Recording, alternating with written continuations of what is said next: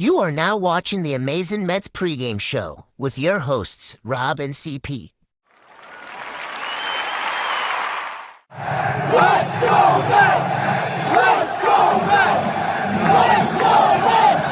Let's go Mets! What's up, Mets fans? Welcome back to the Amazing Mets Pregame Show right here on both of our channels and on X. Mets fans, get pumped, baby. It is an elimination game for the Milwaukee Brewers, and our New York Mets are coming off a very, very well-played game yesterday, winning 8-4 in Game 1 in Milwaukee, and they are on the verge of winning today and advancing to the NLDS against the Philadelphia Phillies. And there is no better feeling than being in the driver's seat and having your best pitcher on the mound to pitch the clincher to advance to the next round. Chris, how are you feeling today? I'm energized. I know you need a little bit of coffee in you, Rob. I understand that. I get it. You're tired, but we got to wake up. It's almost go time, right? I know the Mets hashtag on X is Mets win, but my personal hashtag for them, I didn't just think of it. I was saying it all day yesterday, especially in the post game, is change the narrative. Change the narrative about how the league perceives you, and you have a great opportunity to do so and let the league know, put them on notice that the New York Mets, the playoff New York Mets, are here. I cannot wait. We'll talk about the pitching matchups. We'll talk about the lineup, obviously. This is an exciting time to be a Mets fan. I'm pumped up. I'm drinking like a double espresso right now. I'm getting wired for this game. And obviously, we're going to be on the post game, win or loss, talking about the New York Mets baseball game that's going to go down tonight between the Brewers and the Mets. NL Wild Card. You have the opportunity, like you said, to punch your ticket to the NLDS and go meet that team from Philadelphia, the Philadelphia Phillies. Let's get it done. Absolutely. And you know what? One Cinderella team just clinched their ticket to the ALDS, and that's the Tigers, who beat the Astros just now. So listen, away teams have been dominating so far in this postseason, this wild card series, except for the Braves. But the Mets got work to do, right? You know, I heard a lot of Mets fans, and we should be. A lot of Mets fans on WFAN, on Twitter, everywhere, like they're very, very confident after yesterday's game, the way the Mets played.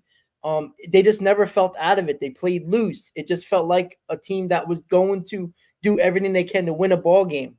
And I think we should feel confident. I mean, the way they played yesterday is probably one of their best all-around games in a while. Just the way they went about their business.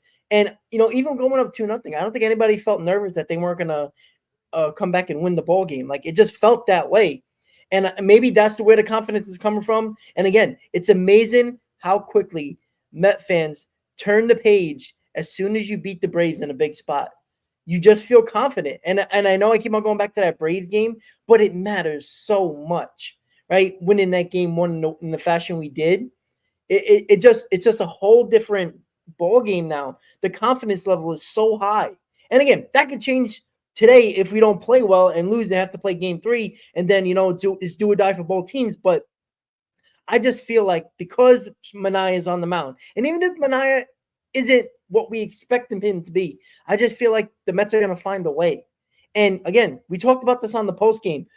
The pressure is all on the Milwaukee Brewers. The talk nationally is up. The Brewers are doing it again. The Brewers get home field. The Brewers are the Brewers lose 2 straight. They can't do well in the playoffs. You saw as soon as the Mets took that bigger lead, 8-4, how they were pressing after that. Right? They were swinging at pitches they weren't swinging at in the beginning of the ball game. They were pressing, and they were putting a lot of pressure on themselves. That's what the Mets got to do today. Top of the first, start hammering away at that nail in the coffin, Chris, because that's what the Mets got to do today. But the confidence level is high, and there should be no reason why it shouldn't be. Yeah, and obviously this is you know, the tail of the tape is how this matchup between these two pitchers went the first go around. Obviously, Montas had some success. I believe it was only 2 earned runs. He pitched 4 innings. It was successful for him at least, right? Compared to what we actually expected performance to be like against the New York Mets in such a crucial series at that time, going into Milwaukee just a week ago. Manaea obviously didn't even get into the fourth inning in that start. Again, like last night, Luis Severino was getting squeezed a little bit in terms of calls from the ump. Same thing happened to Sean Manaea the first time on that Friday night in Milwaukee. So look for Sean Manaea again, because the key was, and the trend is, like it's always been, is that these pitchers are going to be going up in the zone and they're going to be trying to paint that up and in corner, right? Depending on if you're righty or lefty. Luis Severino tried to do it yesterday. Sean Manaea tried to do it the first go around. Again, they were just missing in their initial innings. In that first inning. So I expect Sean Manaea, the game plan is just going to be the same thing, but just execute a little bit better. Hopefully he has better command, and hopefully he can replicate something better, 2 times better than what he did against the Brewers the last time out. So I like Sean Manaea in this spot. I think there's no reason not to trust him. This is the New York Mets right now best pitcher, right, of this entire season. 3.47 ERA.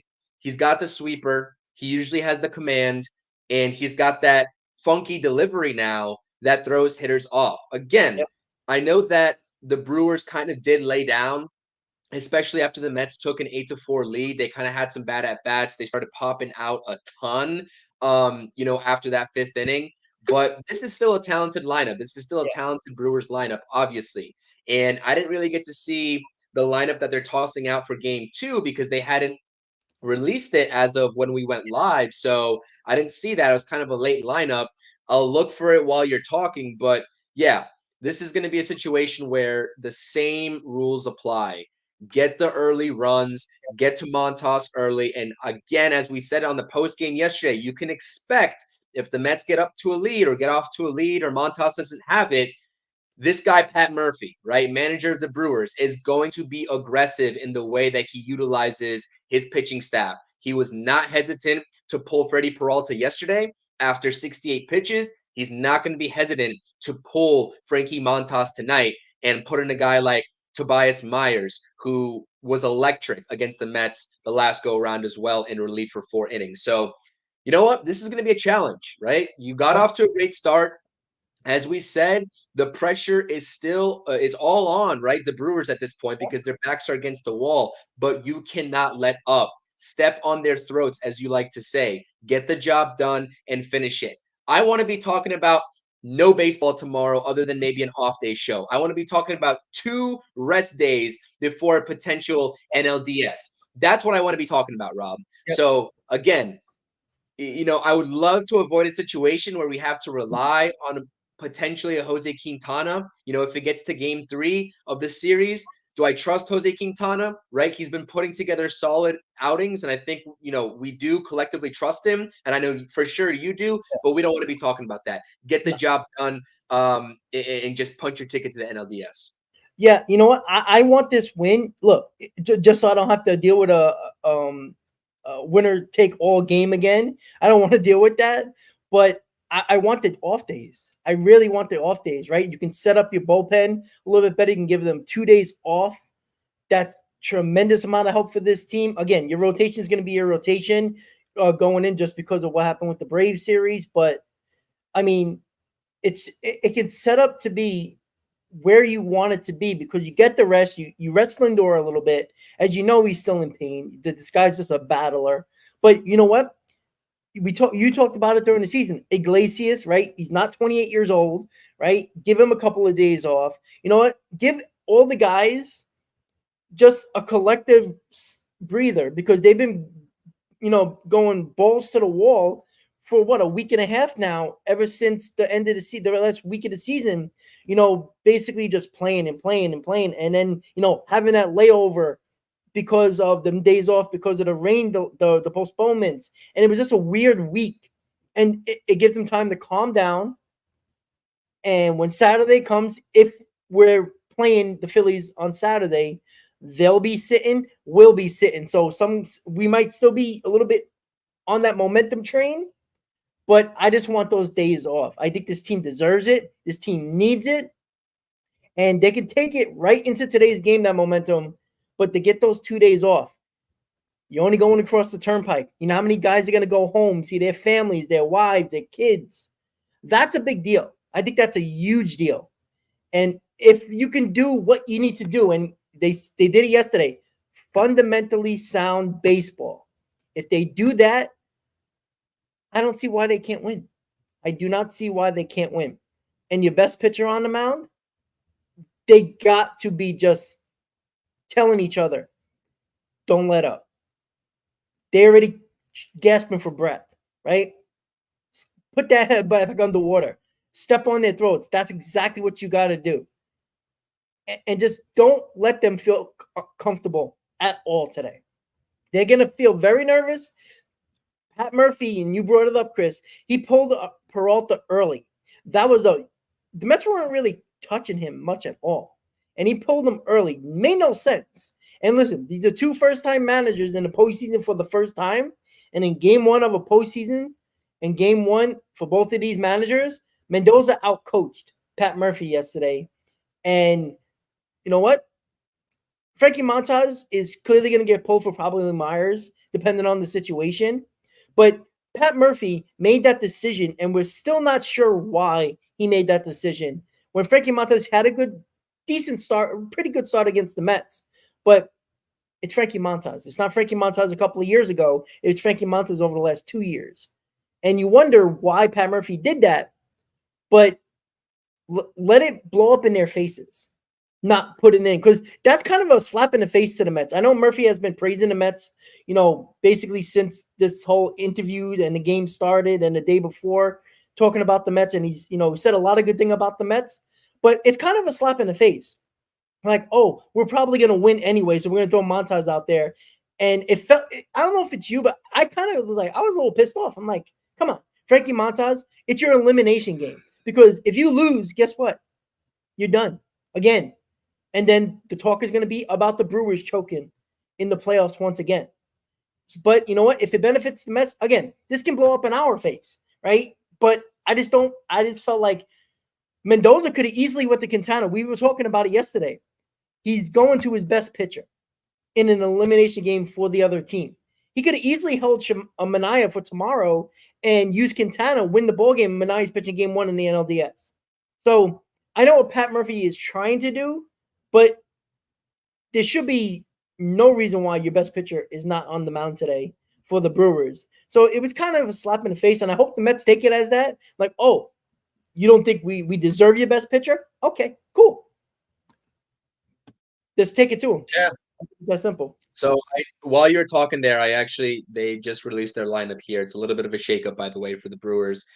They have Churio actually leading off because before that was Terang. They dropped Terang to the 9 spot. So that's kind of like a flip of the order there for the Brewers, and provide some protection down there in Bryce Terang, who is a absolute pest, right, against the Mets. And they have Gary Sanchez batting in the 5 spot behind Adames. Adames is in the cleanup spot. Gary Sanchez is DHing tonight for them. So again, I think it's a pretty solidified lineup over there from Milwaukee. Obviously, Luis Severino got stronger as the game progressed, but you can't take them lightly. And we talk about mistakes, right? We talk about not being able or, being able to capitalize on mistakes and making as few mistakes as possible, right? If you're the Mets, to try to mitigate any further damage. And you saw they started off with a mistake yesterday in the misplaced ball by Mark Vientos, which ended up hurting them.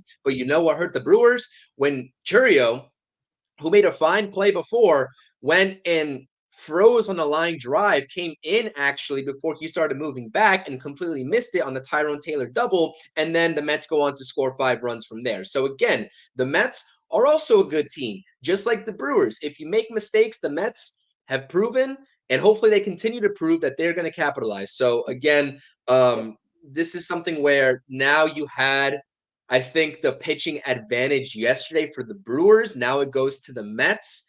Can the Mets avoid what the Brewers did yesterday and actually put the nail in the coffin here? That's what we want to know. For those of you all who are wondering as well, by the way, was actually looking like, looking at the splits of Frankie Montas and how much worse he is against lefties as a right-handed pitcher than he is against righties.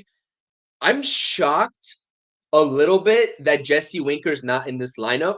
The last time out against Frankie Montas, actually Mendoza threw a lineup out there that had both Winker and JD Martinez, and both of them took the offers.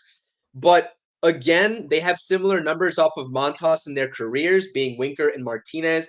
I'm just kind of shocked that Winker's not back in this lineup, especially with what happened yesterday in the triple, the jawing back and forth with the Damas, right? Maybe that means something a little bit more. Maybe he's actually not completely healthy. Apparently, a week ago or something of that nature, he was dealing with a little bit of a lower back issue as well. And I didn't really hear about it. We always talked about Lindor's back issue, etc. We didn't really hear about Winker and what he was dealing with. So hopefully he's okay. But again, and I'm not just basing this off of just because he got the triple yesterday. I'm just basing it off of the actual history of the opposing pitcher. And you know what?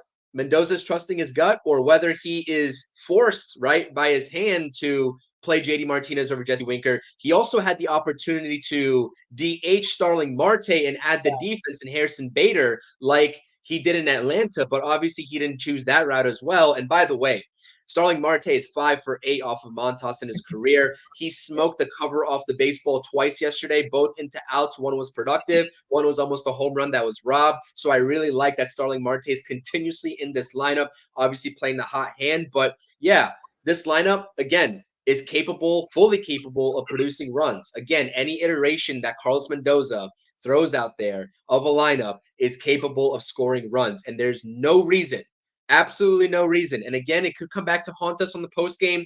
Hopefully we're not sitting here and talking about, wow, Frankie Montas really showed us, because we were doubting him in the pregame, and he went out there and shoved against the New York Mets. I want the Mets to go out there and show no mercy. Please do not show any mercy to this Brewers organization. Again, I don't want to see baseball tomorrow. I want to have an off day for the next 2 days. Want to punch the ticket to the NLDS. For those of y'all who are curious, right, I went back and looked at the actual pitch distribution of Frankie Montas against the New York Mets last go-round, where he threw 82 pitches, I believe. He threw a lot of balls out of the zone. That's something that I think that, especially we saw with Pete Alonso yesterday taking 3 walks. I believe one of them was intentional. Again, he laid off for the large majority of his at-bats off of that down and out slider, right? He laid off the inside fastball that they're trying to jam him with. That's what I want to continue to see out of Pete Alonso. Get on base. That's all we need. We saw get on base, slap a single to the right side if you're Vientos and JD Martinez, and runs come home. That is how you manufacture runs if you don't have the long ball working for you. And that's what worked for the New York Mets yesterday. 24 four-seam fastballs for Montas that Friday night game where the Mets lost in that Sean Manaea start. 17 cutters, 8 sliders, 22 sinkers, and 11 splitters. Pretty even pitch distribution. That's 5 pitches right there. He obviously mixes it up pretty well. Hopefully the Mets are seeing the ball great today, and hopefully they're able to put a hurting on Frankie Montas. There is nothing more than I would love to see runs get up on the board early for the Mets, and they have to pivot to Tobias Myers or whoever they deem appropriate out of the bullpen with their backs against the wall. That's what I want to see. Yeah, I was shocked that Winker wasn't in the lineup as well. But again, it's so hard to go against it now because Martinez is starting to put up better at bats, right? Winker looked good at the plate yesterday, not just the triple. He just looked good at the plate until JD Martinez, pinch hit for him. So it was just perfect scenarios. But I mean, I look at the lineup. I mean, how can you hate it? Everybody did something yesterday. Even the only one that didn't do anything was surprisingly Francisco Lindor, and the Mets put up 8 runs. So and that's a great sign for this lineup. If Lindor is not doing nothing and the lineup is scoring runs, that means that. And you see what it takes, right? When Lindor is not doing anything, it takes a whole lineup. That's just a fact. So the good news is that the pressure is continuing to be on the other team, and I think you'll know right away, right? And you were 100% right. I was looking at the same thing you were looking at with Frankie Montas. The Mets were swinging so much crap out of the zone. They were just giving him easy outs, and I don't know if the Mets are going to do that again today. I think they're going to be they were a little bit more aggressive against Peralta, but Peralta was sharp, right? Frankie Montas, if you really look at it the way he pitched, wasn't very sharp. the Mets were making it easy. It felt like every count they were in was a pitcher's count because they were swinging at balls in the dirt, right? The fastball is, again, we talked about this with Peralta. You got to hit the fastball because he's gonna throw up junk out there. Even though Peralta can throw, his breaking stuff and all 3 pitches for strikes consistently, Montas doesn't. So you got to get to that fastball. You know what? Let him get the ball up, get to that fastball, and let him throw the junk. Take a walk. Don't try to do too much. The Mets did that yesterday, right? They look like a well-sounded lineup, well-rounded lineup. They just got to do the same thing today. It's very similar what they needed to do today as they did yesterday. They got to be I wouldn't say patient, but they can't get themselves out. And I think that's what got to them in the first 2 games against the Brewers, in their last series. They got to do that against Montas, right? Take a walk. To back your point, just off of what you just said, of the 82 pitches that he threw, Montas, 51 of them went for strikes, right? Because there was a lot of swing and miss or a lot of chasing for the Mets. But only half of those pitches were actually in the zone. So he threw about 40 to 41 balls out of the zone of his 82 pitches. So the walks are there to be had, and getting on base is there to be had. I want to see that from the New York Mets lineup as well. Yeah, and that's exactly it. Like look, take the walk if you need to, right? Again, pitchers are very uncomfortable. A lot of them are uncomfortable from the stretch. And the Mets have been aggressive on the base paths as well over the last couple of games as well, which is good, right? Get a couple of speedsters on, steal some bases, put that pressure on Montas as well on the base path. So I'm ready. Like, can the game start now? Like, I'm just ready. Like, I'm just ready to go because I feel I probably am, and I'm not saying it worries me at all, but I'm more confident than I have been in a while with this team, right? Even though I was confident tomorrow, you never know. Yesterday, you never know how it's going to go in the playoffs, and that's what I always say: make it, and anybody can win. And the Mets are one of those teams, so you just don't know. But I don't know, man. I like this lineup today. Little confusing why Winker's not in, but again, we talked about him might being hurt, right? There might be something going on with him that is also why Mendoza's like, all right, let's put Martinez in. Martinez is hitting. If Martinez wasn't hitting, Winker would be in the lineup, or at least somebody else would be DHing. But because Martinez is looking better at the plate, got a huge hit yesterday, I think Mendoza's like, okay, like even if Winker is healthy, I think it's a flip of a coin at this point. And right now, this offense is actually dangerous. Like, if I'm not mistaken, I think the Mets have scored the most runs in game 1 out of all the teams. So, their offense is ready to go. And we just got to take it to Montas early today and give Manaea a lead. And you saw what Severino does with a lead. He got better. Manaea would get better because he knows it's only up to him to put up those zeros. And we'll be heading to Philadelphia and being off the next 2 days. Yeah, I mean, you talk about this lineup being dangerous. Again, we all know what the top 3 possess. The question marks, have been in this lineup, the middle, right? What are we going to get from Nimmo and Alonso, namely, but also JD Martinez after he went into that funk. But now you see the 6, 7, and 8 hitters for the New York Mets lineup, right? Tyrone Taylor, Marte, and JD Martinez. They're producing when it matters. And if you get those middle guys, right, to not even, hit the ball in the gaps or hit the ball over the fence and Nimmo and Alonso, if you just get them on base. Again, Nimmo worked a great at-bat. I forgot what inning it was, but again, he worked a great at-bat. I believe it was off of Ashby, lefty on lefty.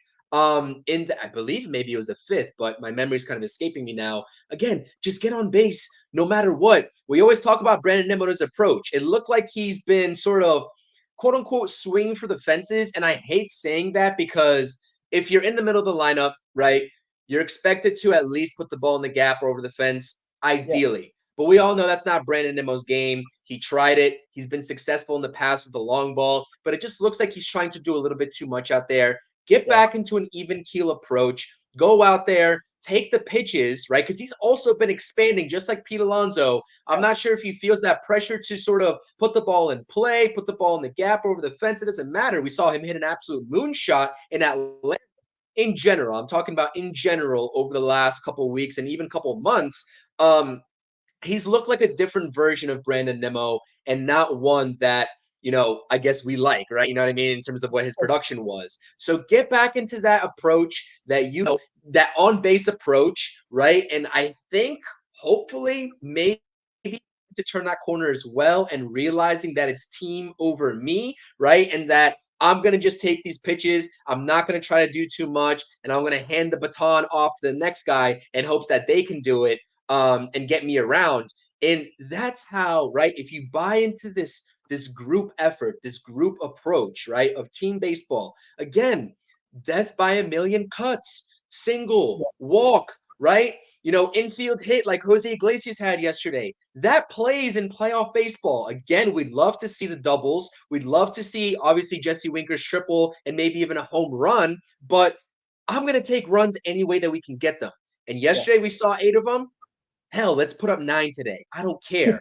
Do your job. Hand the bat off to the next person in the lineup because all these guys are producing when it matters. The top 3 yesterday got off to a little bit of slow starts. Obviously, Francisco Lindor didn't have a hit, but these guys, especially in the bottom of the lineup, Starling Marte, Tyrone Taylor, they're doing their job. They're doing their job. And right, we talk about these dangerous lineups that the Milwaukee Brewers possess or like the San Diego Padres possess.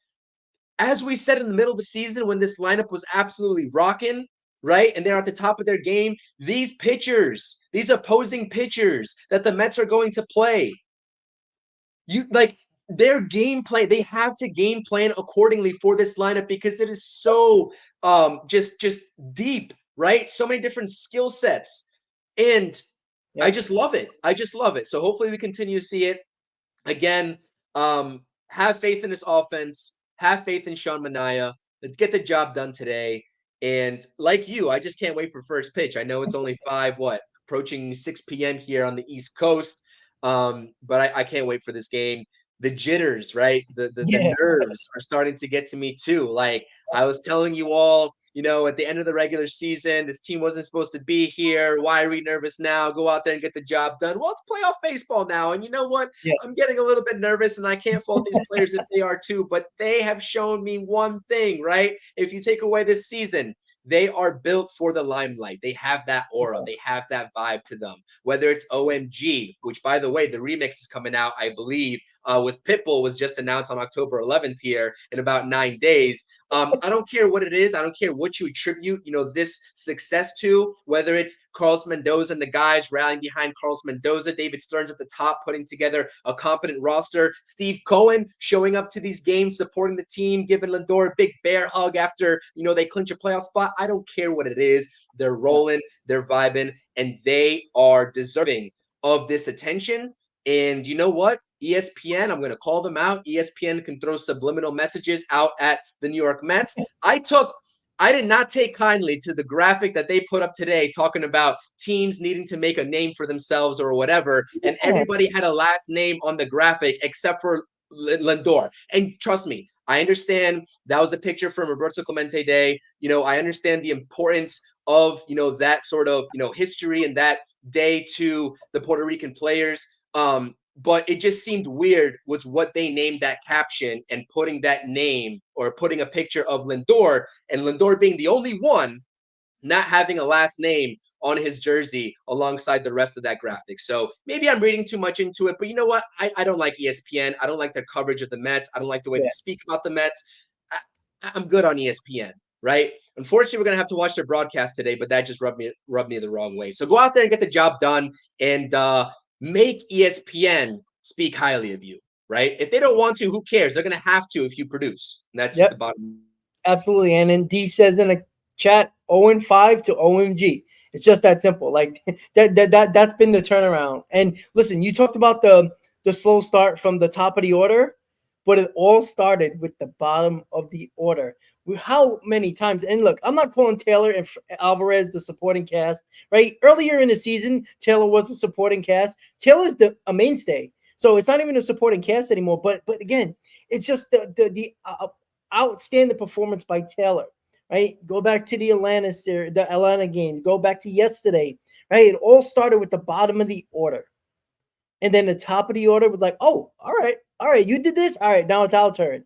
And it just, just beautiful way of playing baseball. And how easy is baseball, which we all know it's very hard. It's easy when other guys in your lineup are starting to do it. You want to one up them, right? It's like a little bit of a challenge, even though it's your teammates. Like, and that's the way it felt yesterday. And listen, cutting them just slightly, little by little, with those hits.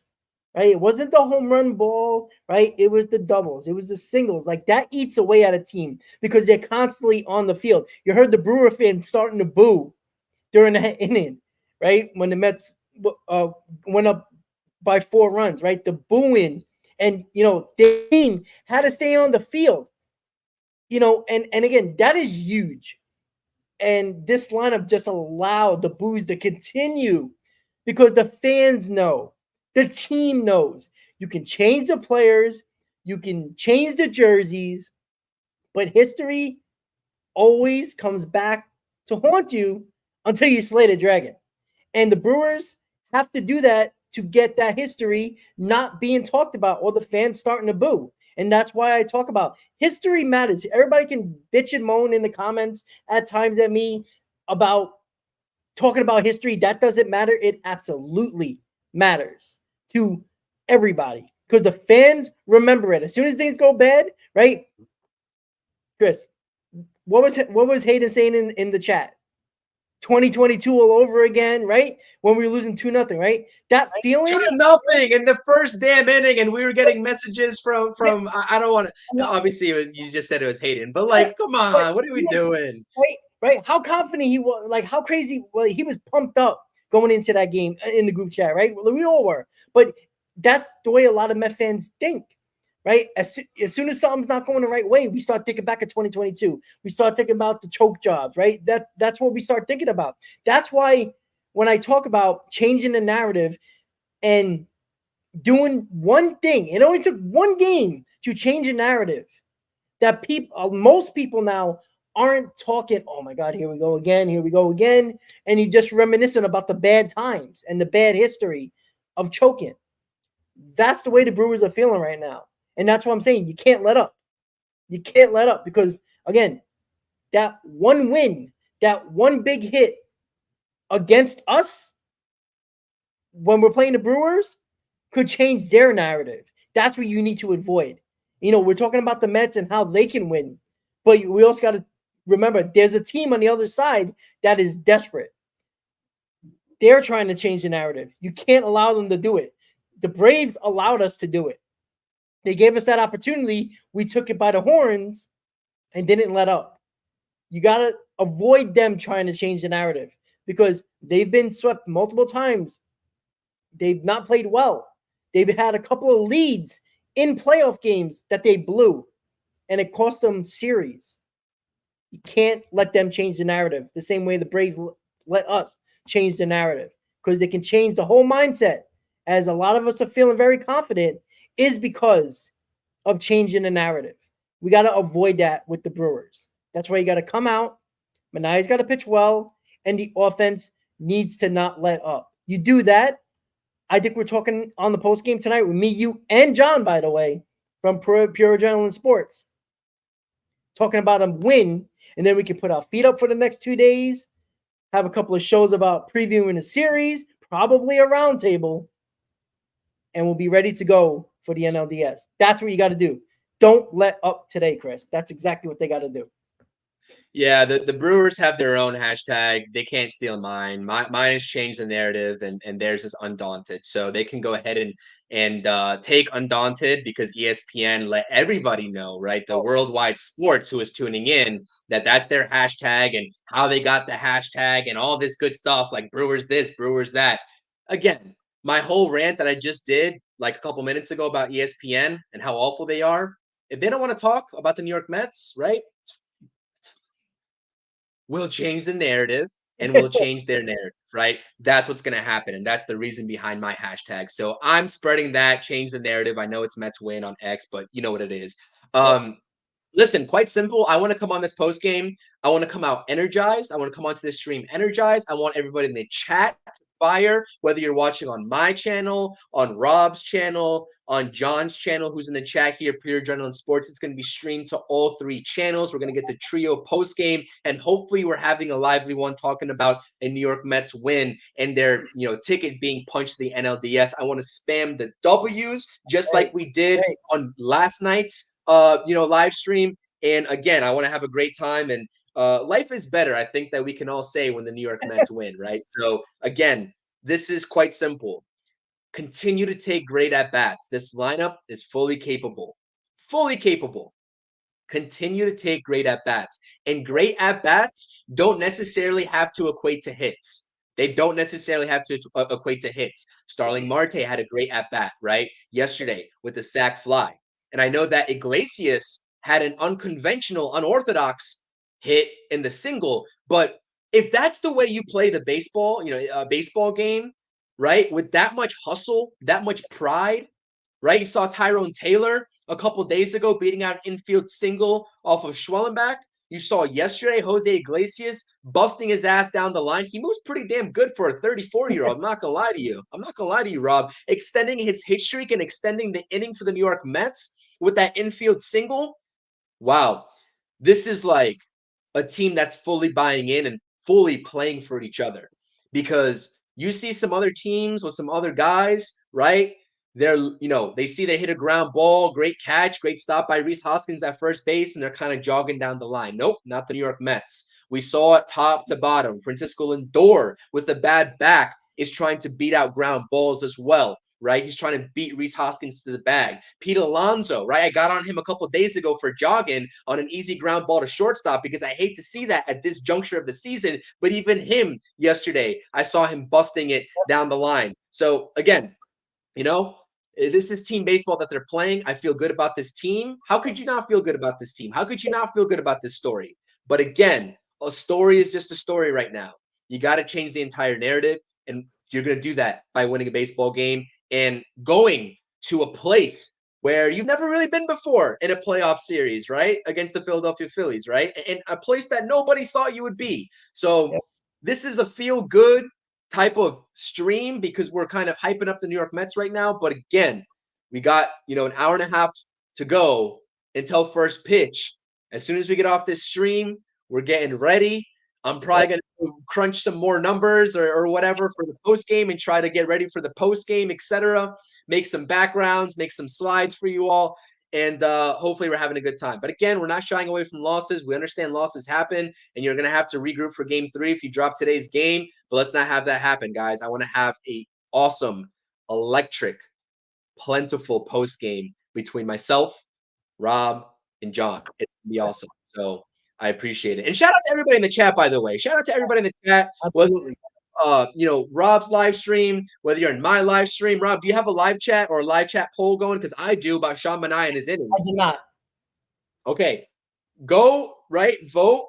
If you're in my chat, go vote. I want to make sure. I'm going to pull it up right now, actually. I want to see what it is. You take it away, Rob. I'm going to check out this poll. I'm going to end the poll, so get those last-minute votes in about how many innings is Sean Manaea going to go today. I want to see how confident you all are in Sean Manaea. So hold on one second. You take it away. Yep, and I'm very curious of what everybody in the chat thinks of Manaea, what he's going to do tonight. And I wouldn't be shocked if it's probably 7 or 8 innings, because I think they're that confident in him and in this team right now. But yeah, guys, listen, Chris is right about the whole Iglesias, hustle.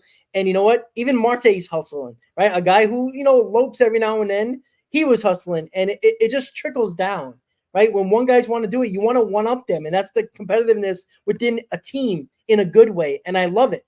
And the fact that they've shown this over probably the last 3 games that they've played, the last game against the Brewers, the first game against the Braves, and yesterday, continue it. And that's where I think, I'm going with 7 innings from Manaea before you say what's leading in the polls right now.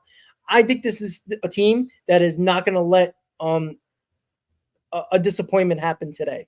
I think they're just going to do it 100%. That's the way I feel. Yeah, Chris, what's that poll saying? That poll, so I just ended it. We got about just under 60 votes in the chat. I definitely appreciate you all taking the time. Obviously, I want to incorporate as many polls as possible, but 31% said 7 innings.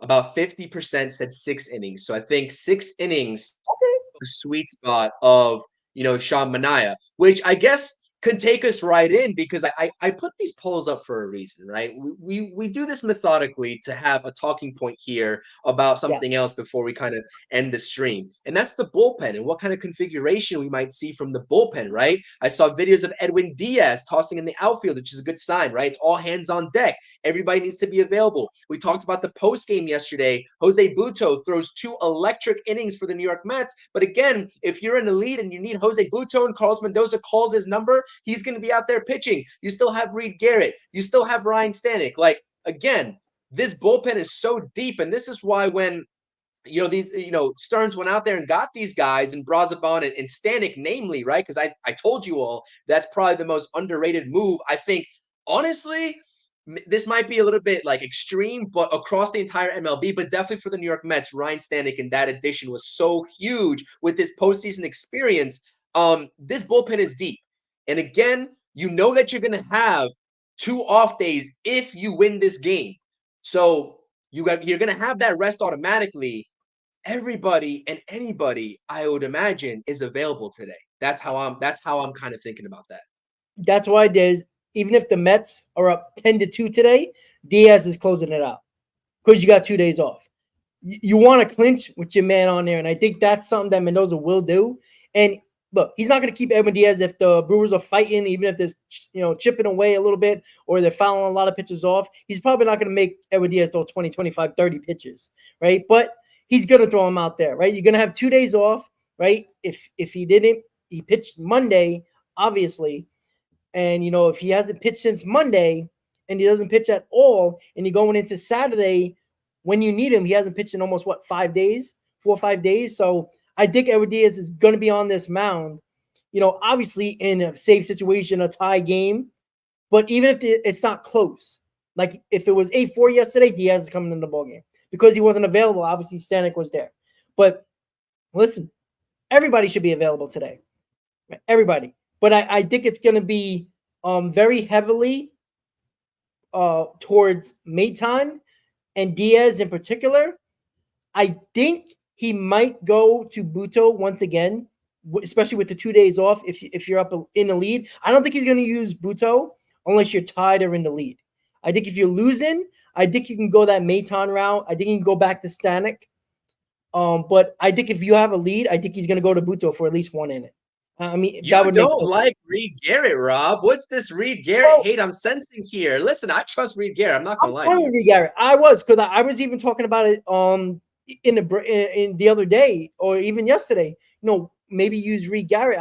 Me and my dad were watching the game. I was like, maybe Reed Garrett, right? He might be the closer yesterday, but I think Mendoza is only, again, I think Reed Garrett is Mendoza's, hey, we got people on base, throw him in there, because he never is there with a clean inning. So if that's the case, I think Reed Garrett's going to come in with runners on, to be quite honest with you. And I'm confident in Reed Garrett, right? I mean, we've been big on Reed Garrett for a while, even when he was struggling, right? The guy just found something this year. And yes, he went through a struggle, but he figured it out once again. But I think they're going to lean towards Maton, Butto, Diaz with the lead. Maybe they'll use Reed Garrett in a tie game if, I like I said, if Manaea's gonna go 6 innings, you're gonna be using 3 pitchers. You're gonna pick your 3 pitchers, your plan for 3 pitchers. I think it's gonna be Maton, either Butto or Stanek, and Diaz. I think that's the route they're gonna go. Yeah. And I think the perfect scenario, right? Like, again, there's other guys in his bullpen that I definitely trust more than Reed Garrett. But if Reed Garrett's number gets called, I definitely do trust in him as well. I believe in his workload and his sample size this season. But I think the perfect scenario for him would potentially be the 6th inning, right? Maybe not the 7th, definitely not maybe the 8th with the guys that you have in terms of Maton and Stanek and whoever else at this point. Butto, but the 6th inning is probably that sweet spot where, Sean Manaea goes 5 1/3, 5 2/3, or maybe even 5 flat. Then you toss Reed Garrett out there and hope for a shutdown inning. So I agree with you. I was just kind of, just poking fun a little bit because You talking? I No, love Buto, by the way. no, Buto you're right. is and I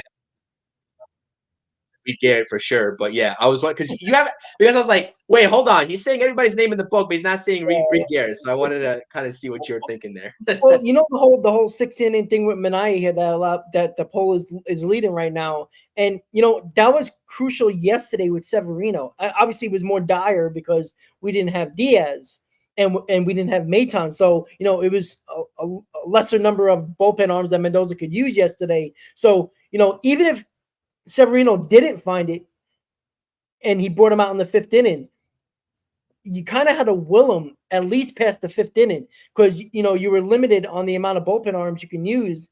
And the key here is we might have had to use Reed Garrett yesterday if Severino couldn't get out of the 5th inning or something like that, and we could have used more pitchers. And I don't know how confident we would have been, even if we would have won. The confidence in the bullpen when a lot of our pitchers were used. But I think it's very simple today. I think the plan would be Manaea goes 6. You'll have Maton for the 7th, Buto for the 8th, or vice versa, whichever one. I think Mendoza's fine with either one. I think he's going to go on matchups, right? In that situation, Jose Buto dominated the Brewers top of the order yesterday, so maybe he'll do that again if that situation arises. And then Diaz in the 9th. And I think regardless of the lead, Diaz will be in the ballgame. I just feel that very confidently. Mendoza wants him to get that final out so the Mets can celebrate on the field in Milwaukee, and they can go back home because it's only across the turnpike where they're going to be playing next. Relax, enjoy with their families. And I think that's motivating in itself, Chris, to be quite honest with you. You see how these guys talk about their families a lot, especially Lindor. In the post game, when it was a long road trip, he brings it up. A couple other guys have done it as well. I think that obviously that matters, but I think that's another motivating factor other than clinching it today. I think that's a huge deal to this team, and I'm just ready, right? There's not much else to say, and that was a great talking point to expand this stream another 10 minutes because what was the outcome? We didn't really bring up the bullpen basically at all because we were so focused on Manaea, the lineup, and what they did yesterday and what they can do today.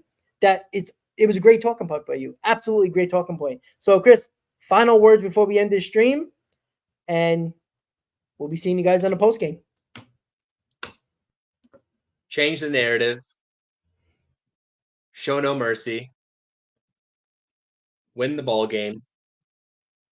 And smash those thumbs up buttons on the stream. I appreciate you all, guys. Please, the support means a lot. It means a lot.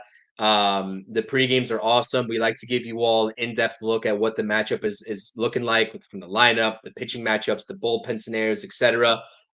Quite simple. Want to see good at-bats. Get to Frankie Montas early. Really put that. I know the pressure's on them right now going into the game, but really put that pressure on them to make mistakes and to start pressing in terms of getting an early lead.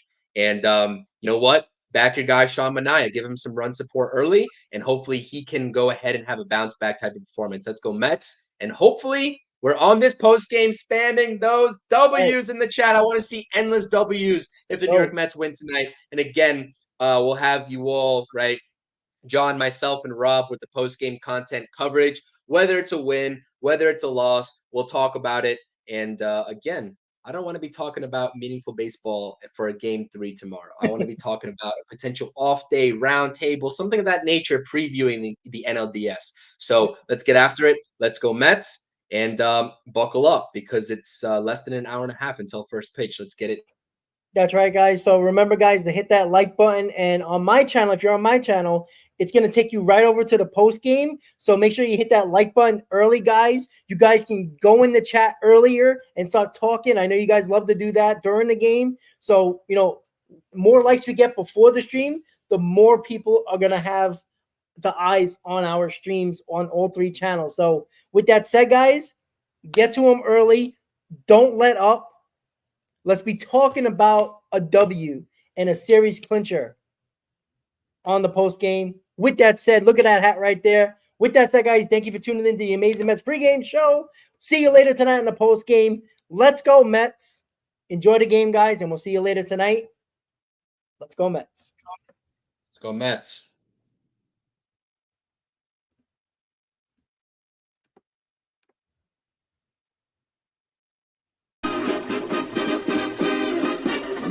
the Mets. Meet the Mets.